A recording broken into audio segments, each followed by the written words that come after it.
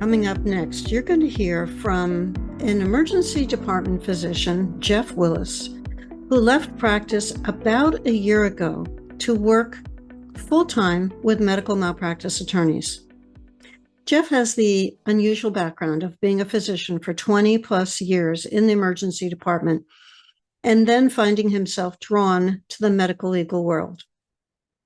He will share with you in this podcast how his perspective of attorneys changed from the time he was a clinician to the time that he began working with them. He'll share with you some of the patterns that he sees and the most common and often surprising reasons why claims occur. His perspective is invaluable in another way, in the sense that he's built a very large practice in a short period. And he shares with you in this upcoming podcast how that happened. What is the secret of his success?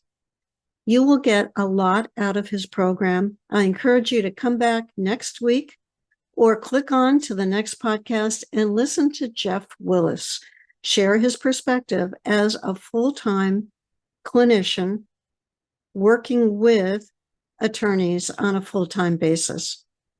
Come back next week to hear a unique perspective from a physician who is working with attorneys in pre-litigation cases, as well as finding expert witnesses for them. You're going to get a lot of tips from Jeff's podcast.